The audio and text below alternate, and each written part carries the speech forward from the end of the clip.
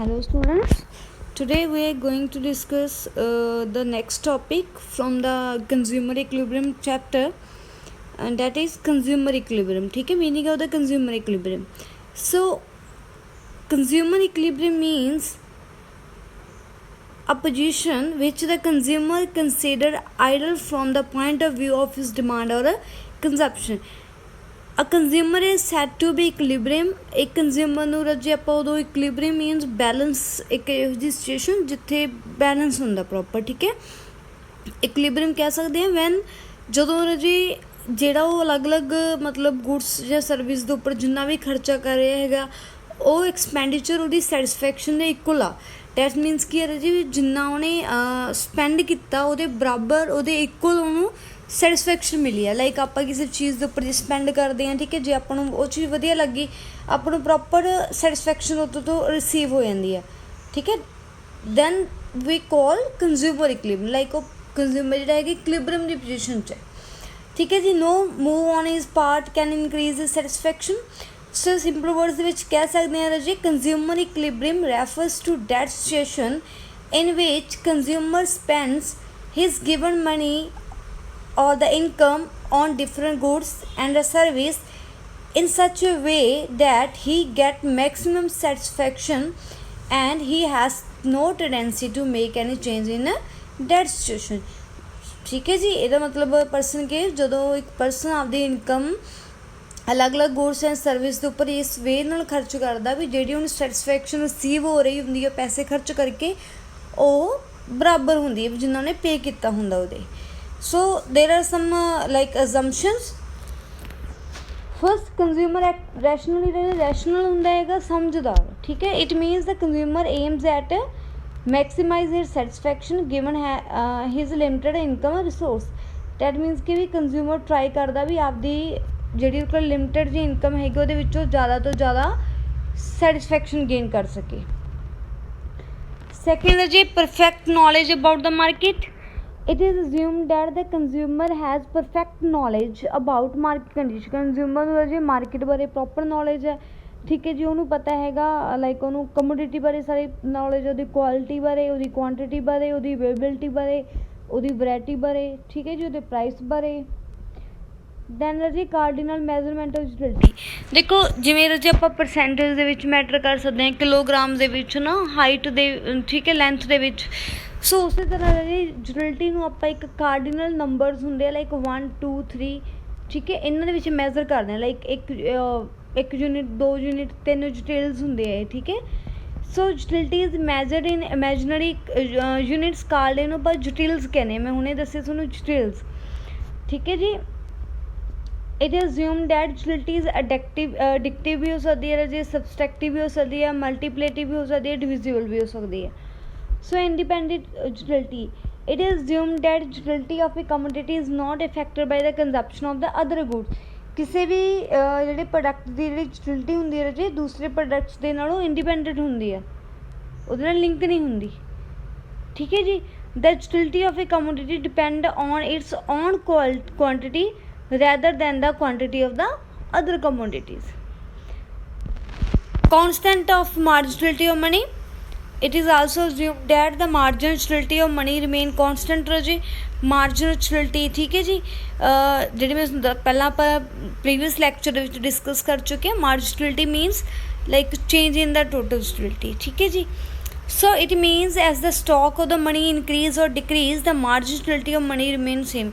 ਕੀ ਕਹਿੰਦੇ ਵੀ ਜਿਵੇਂ ਆਪਣਾ ਜੇਕਰ ਕਹਿ ਲਓ ਪੈਸਾ ਆਪਣੇ ਕੋਲ ਜ਼ਿਆਦਾ ਆ ਗਿਆ ਜਾਂ ਵੱਧ ਗਿਆ ਹੈ ਨਾ, ਉਹਦੇ ਨਾਲ ਆਪਣੀ ਜਿਹੜੀ ਮਨੀ ਦੀ ਜਿਹੜੀ ਮਾਰਜਨਲ ਯੂਟਿਲਿਟੀ ਹੈ ਜੀ ਉਹ ਸੇਮ ਰਹੂਗੀ, ਉਹ ਚੇਂਜ ਨਹੀਂ ਹੋਊਗੀ. ਲਾਈਕ ਵੈਲਿਊ ਆਫ ਮਨੀ ਕਹਿ ਲਓ ਤੁਸੀਂ, ਠੀਕ ਹੈ. So change in income and price of goods do not affect the marginal utility of money. Consistency of the income and price. It is assumed that the income of the consumer and the price of goods remain constant. कोई change नहीं आऊगा. No change in fashion, habit and taste of the consumer. ठीक है. It is assume that ਜਿਹੜਾ ਵੀ fashion ਹੋਊਗਾ ਜੇ habits ਹੈ, taste ਹੈ consumer ਦੀਆਂ, ਉਹ ਵੀ ਅਨਚੇਂਜ ਰਹਿਣਗੀਆਂ. ਹੁਣ ਜੀ ਆਪਾਂ determination of consumer equilibrium. Consumer equilibrium with one commodity or the one commodity with the single use. ਇਹਦੇ 'ਚ ਕੀ ਹੈ ਜੀ, ਆਪਾਂ ਕੰਜ਼ਿਊਮਰ ਦੀ ਸੈਟਿਸਫੈਕਸ਼ਨ ਨੂੰ ਮੈਜ਼ਰ ਕਰਨਾ, ਇਕੁਇਲਿਬਰੀਅਮ ਨੂੰ ਮੈਜ਼ਰ ਕਰਨਾ ਜਿੱਥੇ ਓਨਲੀ ਸਿੰਗਲ ਕਮੋਡਿਟੀ ਨਾਲ, ਅਤੇ ਜਿਹਦੀ ਯੂਜ਼ਸ ਵੀ ਇੱਕ ਹੀ ਆ, ਮਤਲਬ ਇੱਕ ਹੀ ਕਮੋਡਿਟੀ ਆ। ਲਾਈਕ ਤੁਸੀਂ ਕਹਿ ਲਓ ਜਿਵੇਂ ਔਰੇਂਜ ਹੈ ਜੀ, ਹੈ ਨਾ, ਬਨਾਨਾ, ਠੀਕ ਹੈ, ਉਹਨੂੰ ਸਿਰਫ ਆਪਾਂ ਮਤਲਬ ਜਿਹੜੀ ਚੀਜ਼ ਨੂੰ ਸਿਰਫ ਇੱਕ ਸਿੰਗਲ ਯੂਜ਼ ਲਈ ਮਤਲਬ ਕਿ ਯੂਜ਼ ਕਰਦੇ ਹਾਂ ਨਾ, ਸਿੰਗਲ ਕੰਜ਼ਪਸ਼ਨ ਦੇ ਲਈ। So law of the single diminishing marginality. Diminishing marginality law ਕੀ ਕਹਿੰਦਾ ਵੀ other things being constant as a consumer consumes additional unit of any commodity then the utility derived from each successive unit goes on decreasing। ਇਹਦਾ ਮਤਲਬ ਕੀ ਹੈ ਰਾਜੇ, ਜਦੋਂ ਕੀ ਕਹਿੰਦਾ ਜੀ, ਜਦੋਂ ਕੰਜ਼ਿਊਮਰ ਕਿਸੇ ਕਮੋਡਿਟੀ ਦੀਆਂ ਜ਼ਿਆਦਾ ਤੋਂ ਜ਼ਿਆਦਾ ਯੂਨਿਟਸ ਨੂੰ ਲਗਾਤਾਰ ਕੰਜ਼ਿਊਮ ਕਰਦੇ ਨੇ ਆਪਾਂ ਇੱਕੋ ਜਿਹੀ ਚੀਜ਼ ਨੂੰ, ਤਾਂ ਉਹਦੇ ਤੋਂ ਜਿਹੜੀ ਐਡੀਸ਼ਨਲ ਯੂਨਿਟ ਤੋਂ ਜਿਹੜੀ ਆਪਾਂ ਨੂੰ ਸੈਟਿਸਫੈਕਸ਼ਨ ਆ ਰਹੀ ਹੁੰਦੀ ਹੈ ਰਾਜੇ, ਉਹ ਘਟਣੀ ਸ਼ੁਰੂ ਹੋ ਜਾਂਦੀ ਆ। ਠੀਕ ਹੈ, ਜਿਵੇਂ ਮੈਂ ਪ੍ਰੀਵੀਅਸ ਲੈਕਚਰ ਦੇ ਵਿੱਚ ਵੀ ਦੱਸਿਆ ਸੀਗਾ, ਸਪੋਜ਼ ਕਰੋ ਵੀ ਆਪਾਂ ਪਾਣੀ ਪੀਂਦੇ ਹਾਂ, ਪਿਆਸ ਲੱਗੀ ਹੈ, ਪਹਿਲੀ ਘੁੱਟ ਪੀਤੀ ਆ, ਠੀਕ ਹੈ ਜੀ, ਥੋੜ੍ਹੀ ਜ਼ਿਆਦਾ ਸੈਟਿਸਫੈਕਸ਼ਨ ਹੋ ਗਈ, ਸੈਕਿੰਡ ਪੀਵਾਂਗੇ ਉਦੋਂ ਘੱਟ ਜੂਗੀ ਸੈਟਿਸਫੈਕਸ਼ਨ, ਹੋਰ ਪੀਵਾਂਗੇ ਹੋਰ ਘੱਟ ਜੂਗੀ। ਬਟ ਇਹਦੀ ਕੰਡੀਸ਼ਨ ਇਹ ਵੀ ਕੰਟੀਨਿਊ ਹੋਣੀ ਚਾਹੀਦੀ ਆ। ਠੀਕ ਹੈ ਜੀ, ਜੇਕਰ ਆਪਾਂ ਥੋੜ੍ਹਾ ਗੈਪ ਲੈ ਕੇ ਪੀਵਾਂਗੇ ਫਿਰ ਤਾਂ ਮਤਲਬ ਉੱਥੇ ਲਾਅ ਅਪਲਾਈ ਨਹੀਂ ਹੋਊਗਾ। ਕੰਟੀਨਿਊ ਕੰਜ਼ਪਸ਼ਨ ਹੋਣੀ ਚਾਹੀਦੀ ਹੈ ਲਗਾਤਾਰ ਇੱਕ ਸਟੈਂਡਰਡ ਯੂਨਿਟ ਦੇ ਵਿੱਚ। ਠੀਕ ਹੈ, ਇਹਦੇ 'ਚ ਹੁਣ ਦੇਖੋ ਜੀ, in case of one commodity with a single use a rational consumer will spend his income up to the point where marginal utility of the commodity become equal to price। ਜਿੱਥੇ ਉਹਨੂੰ ਜਿਹੜੀ ਸੈਟਿਸਫੈਕਸ਼ਨ ਆ ਰਹੀ ਹੁੰਦੀ ਹੈ ਜੋ ਉਹਦੇ price ਦੇ ਬਰਾਬਰ ਨਹੀਂ ਹੋ ਜਾਂਦੀ, ਇੱਕ ਜਿਹੜਾ ਸਮਝਦਾਰ ਕੰਜ਼ਿਊਮਰ ਉਦੋਂ ਤੱਕ ਜਿਹੜਾ ਪੈਸਾ ਸਪੈਂਡ ਕਰੂਗਾ, ਉਹ ਉਸ ਤੋਂ ਬਾਅਦ ਸਪੈਂਡ ਕਰਨਾ ਸਟਾਪ ਕਰ ਦੂਗਾ। So in this way consumer will get maximum satisfaction and he will be in equilibrium position। So the equality between the marginal utility of the good and the price indicates the position of the consumer equilibrium। MU means जो marginal utility, X means किसी commodity का नाम आप X लिया, ठीक है, equal to P मतलब price, X commodity, that means क्या marginal utility of X equal to marginal price of X। So next जी देखो, ਇਫ ਕਹਿੰਦੇ ਜੇਕਰ marginal utility of X product ਦੀ ਜਿਹੜੀ ਜ਼ਿਆਦਾ ਹੈਗੀ ਆ ਪ੍ਰਾਈਸ ਦੇ ਨਾਲੋਂ, ਕੰਜ਼ਿਊਮਰ ਉਦੋਂ ਤੱਕ ਪਰਚੇਸ ਕਰੂਗਾ ਰਾਜੇ ਜਦੋਂ ਤੱਕ ਇਕੁਅਲ ਨਹੀਂ ਹੋ ਜਾਂਦੇ। ਜੇਕਰ ਮਾਰਜਨਲ ਯੂਟਿਲਿਟੀ ਘੱਟ ਹੈਗੀ ਆ ਪ੍ਰਾਈਸ ਦੇ ਨਾਲੋਂ ਤਾਂ ਉਦੋਂ ਤੱਕ ਮਤਲਬ ਕੰਜ਼ਿਊਮਰ ਵਿਲ ਲੈਸ, ਘੱਟ ਪਰਚੇਸ ਕਰੂਗਾ। ਠੀਕ ਹੈ, ਜਦੋਂ ਤੱਕ ਉਹਦੇ ਬਰਾਬਰ ਨਹੀਂ ਆ ਜਾਂਦੇ ਉਹ। ਸੋ ਇਹਨਾਂ ਪਰ ਜੇ ਟੇਬਲ ਦੇ ਥਰੂ ਰਿਪਰੈਜ਼ੈਂਟ ਕੀਤਾ ਹੋਇਆ, ਦੇਖੋ units of X, X 1 2 3 4 5 unit ਹੈ ਇਹ।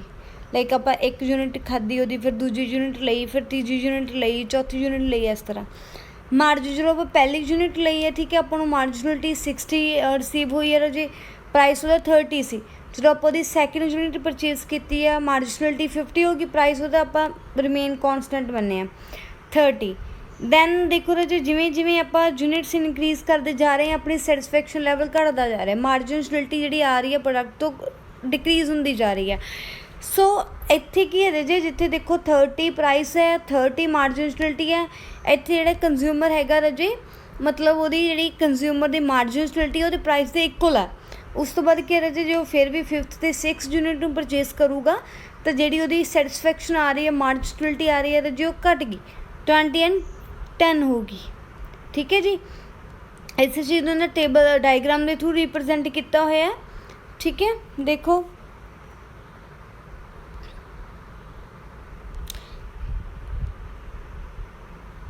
ਠੀਕ ਹੈ ਜੀ, ਆ ਆਪਣਾ ਕੀ ਹੈ ਰਾਜੇ ਪ੍ਰਾਈਸ ਹੈ, ਇੱਥੇ ਆਪਾਂ ਕੁਆਂਟੀਟੀ ਡਿਮਾਂਡਡ ਹੈ, ਆਪਣੀ ਪ੍ਰਾਈਸ ਹੈ ਜੀ।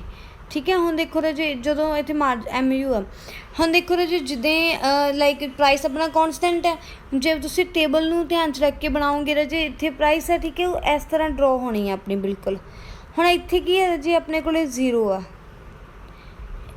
ਇੱਥੇ ਕੰਜ਼ਿਊਮਰ ਕੀ ਇਕੁਇਲਿਬਰੀਅਮ ਦੀ ਪੋਜੀਸ਼ਨ 'ਚ ਹੈ। ਇੱਥੇ ਕੀ ਹੈ ਰਾਜੇ, ਇੱਥੇ MU ਕੀ ਹੈ ਉਹਦੀ ਜ਼ਿਆਦਾ ਹੈਗੀ ਆ, ਕਾਹਦੇ ਨਾਲੋਂ, P ਦੇ ਨਾਲੋਂ। ਠੀਕ ਹੈ, ਅਤੇ ਇੱਥੇ ਉਹਦੀ ਮਾਰਜਨਲਿਟੀ ਕੀ ਹੈ ਰਾਜੇ, ਘੱਟ ਹੈ, ਕਾਹਦੇ ਨਾਲੋਂ, P ਦੇ ਨਾਲੋਂ। ਇੱਥੇ ਘੱਟ ਹੈ, ਉੱਪਰ ਕੀ ਹੈ ਰਾਜੇ, ਜ਼ਿਆਦਾ ਹੈ। ਠੀਕ ਹੈ ਜੀ,